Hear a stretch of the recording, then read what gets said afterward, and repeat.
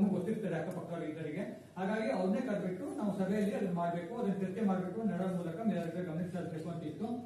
ಅದೇ ಪ್ರಕಾರ ಬೆವರೇಜ್ ಸ್ಕೀಮ್ಗಳನ್ನು ಕೂಡ ನಾವು ಮಾಡ್ತಾ ಇದ್ದೀವಿ. ಈಗ ಅದ್ರ ಜೊತೆ ಬಿಟ್ಟು ನಾವು ಶಾಲೆಯಲ್ಲೂ ಕೂಡ ಮಧ್ಯಾಹ್ನ ಬಿಸಿ ಊಟ ಮತ್ತು ಸಮಗ್ರ ಶಿಕ್ಷಣ ಸಂಬಂಧಪಟ್ಟಂತೆ 2 ಯೋಜನೆಯನ್ನು ಕಡ್ಡಾಯ ಮಾಡಬೇಕಂತಾಗಿದೆ. ಇದನ್ನ 5 ವರ್ಷದಲ್ಲಿ 2020 ಒಳಗಡೆ ಮಧ್ಯಾಹ್ನ ಬಿಸಿ ಊಟ ಮತ್ತು ಸರ್ವ ಶಿಕ್ಷಾ ಅಭಿಯಾನದ್ದು ಎಲ್ಲ ಶಾಲೆಗಳು ತಾಲೂಕಿನಾದ್ಯಂತ ಇರುತ್ತೆ ಎಲ್ಲ ಸ್ಕೂಲ್ಗಳು ಆಕ್ಚುಲಿ ಸಾಮಾಜಿಕ ಭದ್ರತೆ ಮುಗಿಬೇಕು. ಈಗಾಗಲೇ 1 ವರ್ಷ ಆಗ್ಬಿಟ್ಟಿದೆ. ನಾವು 20% ಶಾಲೆಗಳು ಮಾಡಬೇಕಾಗಿತ್ತು. ಅದು ಕೂಡ ಈ 40% ಶಾಲೆ ಕಳೆದ ವರ್ಷದಲ್ಲಿ ಇವತ್ತು ಸೇರಿಸ್ಬಿಟ್ಟು ಕೊಟ್ಟಿದ್ರು. ಅದರಲ್ಲಿ ಏನಿದೆ, ನಾವು ಗ್ರಾಮ ಪಂಚಾಯತ್ಗಳು ಅಡಿಟ್ಟು ನಡೀತಾ ಇರೋದ್ರಿಂದ ಜಗ ಇರೋದ್ರಿಂದ ನಾವೇನು ಮಾಡಿದ್ವಿ 20% ಅಷ್ಟೇ ಮಾಡ್ತಾ ಇದ್ವಿ. ನೆಕ್ಸ್ಟ್ 20% ಏಪ್ರಿಲ್ ನಂತರ ಮಾಡ್ತಿದ್ವಿ. ಈ 20% ಅಲ್ಲಿ ಏನಾಗಿದೆ ಅಂದ್ರೆ ನಮ್ಮ ಸಿದ್ದಾಪುರ ತಾಲೂಕಿನ 46 ಶಾಲೆಗಳು ಸಮಗ್ರ ಶಿಕ್ಷಣ ಯೋಜನೆ ಬಂದಿದೆ. 3 ಶಾಲೆ ಬಿಸಿ ಊಟ ಬಂದಿದೆ. ಅದು 3 ಶಾಲೆ ಬಿಸಿ ಊಟಗಳು ಅದರಲ್ಲಿ ಈಗಾಗಲೇ ಕ್ಲೋಸ್ ಆಗಿದೆ, ಮುಗಿದಿದೆ. ತಮ್ಮದೇನಿದೆ ಈ ಶಾಲೆ ಸಮಗ್ರ ಶಿಕ್ಷಣ ಮಾತ್ರ ಬಂದಿದೆ. ನೆಕ್ಸ್ಟ್ 2029 ಇದು ಕೂಡ ಬಿಸಿ ಊಟದ ಕೂಡ ಬರುತ್ತೆ.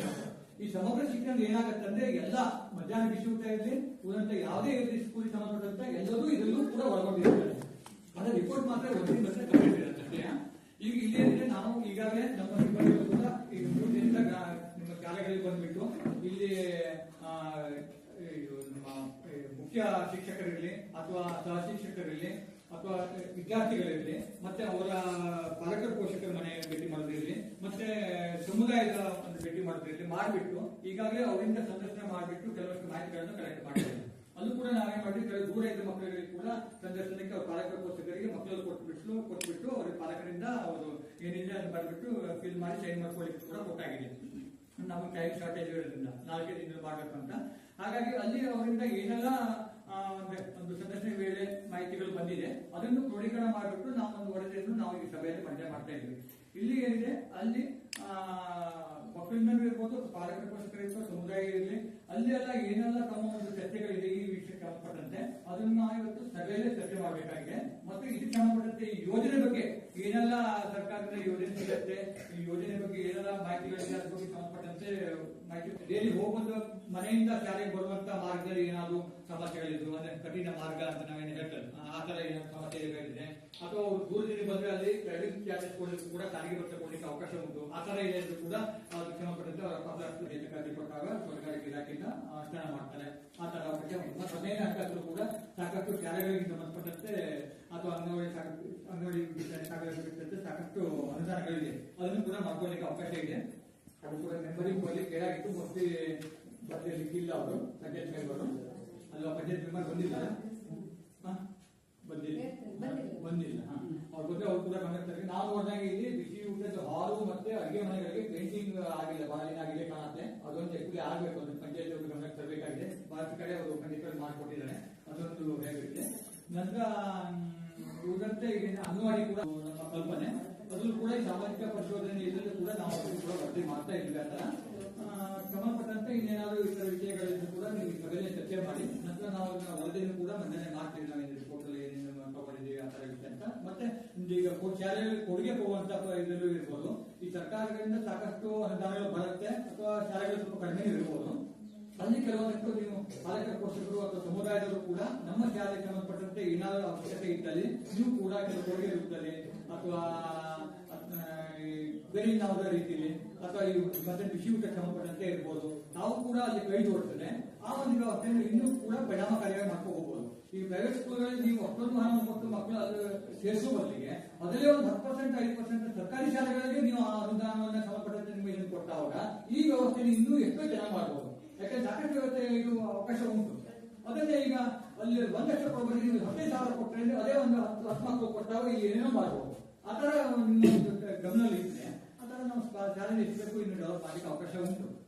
ಹಾಗಾಗಿ ಅದನ್ನ ಎಲ್ಲರೂ ಗಮನದಲ್ಲಿಟ್ಟುಕೊಂಡು ಈ ಒಂದು ಸಭೆಯಲ್ಲಿ ಒಂದು ಪರಿಣಾಮಕಾರಿಯಾಗಿ ಚರ್ಚೆ ಮಾಡಿ ಅಂತ ಹೇಳ್ತಾನೆ. ಶ್ರೀ ಗಣೇಶ್ ಪುಡಿ ಅವರು ಈ ಒಂದು ಯೋಜನೆ ಕುರಿತು ಮಾಹಿತಿಯನ್ನು ತಿಳಿಸಿದ್ದಾರೆ.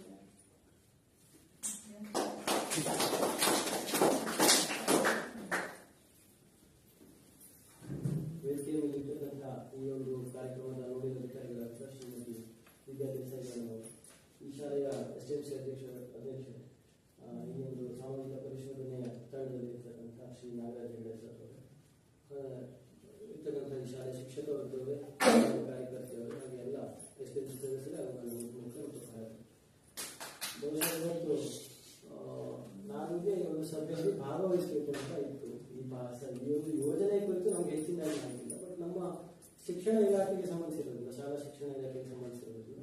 ಖಂಡಿತವಾಗಿ ಅದ್ರ ಬಗ್ಗೆ ನಮಗೆ ಮಾತಾಡಲಿಕ್ಕೆ ಬೇಕಷ್ಟು ವಿಷಯಗಳು ಇದೆ.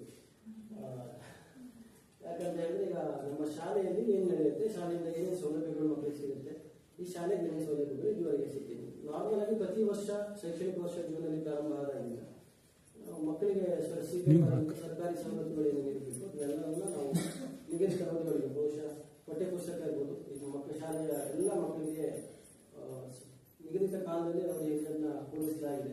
ಅದ್ರ ಜೊತೆಗೆ ಭಾಗವಹಿಸಿದ ಮಕ್ಕಳ ಬ್ಯಾಗ್ ಹೊಲೆಯನ್ನು ಕಡಿಮೆ ಮಾಡಬೇಕು ಅನ್ನೋ ಕಾರಣದಿಂದ ಪುಸ್ತಕವನ್ನು ಸಹ 2 ಭಾಗ ಮಾಡಲಾಗಿದೆ.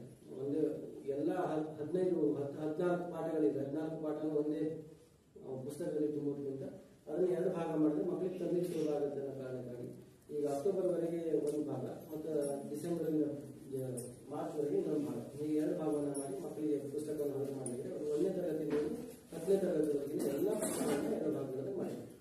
2 ಭಾಗ ಮಾಡಿದರೆ ನಮಗೆ ಅದನ್ನ ಮತ್ತೆ ಸಪ್ಲೈ ಮಾಡಲಿಕ್ಕೆ ಸ್ವಲ್ಪ ಡಬಲ್ ಕೆಲಸ ಅಷ್ಟೇ. 1 ಭಾಗ ಬಂತು ಶಿಕ್ಷಕರಿಗೆ ಕೇಳಬೇಕಾಗುತ್ತೆ, ಭಾಗ 1 ಸಿಕ್ತಾ, ಯಾವ 2 ಸಿಕ್ತು ಕೇಳ್ತಾರೆ. ನಾವು ಸಿಕ್ತು ಮ್ಯಾಥ್ಸ್ ಸಿಕ್ತು ಅಂತ ಮ್ಯಾಥ್ಸ್ ಮತ್ತೆ ಭಾಗ 1 ಭಾಗ 2 ಇದೆ, ಸಮಸ್ಯೆ ಮತ್ತೆ ಅಭ್ಯಾಸ ಪುಸ್ತಕದಲ್ಲಿ ಅದು ಕೂಡ ಭಾಗ 1 ಭಾಗ 2 ಬರುತ್ತೆ. ಅದು ಈ ಸದ್ಯದಲ್ಲಿ ಅದೊಂದು ಸ್ವಲ್ಪ ಎಕ್ಸ್ಟ್ರಾ ಕೆಲಸ ನಮಗೆ ಮತ್ತೆ ಕೇಳುವಂಥದ್ದು. ಮತ್ತೆ ಮಕ್ಕಳಿಗೆ ಏನಾಗುತ್ತೆ, ಭಾಗ 2 ಪುಸ್ತಕಗಳನ್ನ ಕೊಟ್ಟಾಗ ಅವ್ರು ಮನೆಗೆ ತಗೊಂಡು ಇಟ್ಕೊಂಡು ಕಳ್ಕೊಳ್ಳೋ ಸಾಧ್ಯತೆ ಇರುತ್ತೆ. 2ನೇ ಭಾಗದ ಪುಸ್ತಕವನ್ನು ಇಟ್ಕೊಂಡಿರ್ತಾರೆ, ಬಟ್ ಈ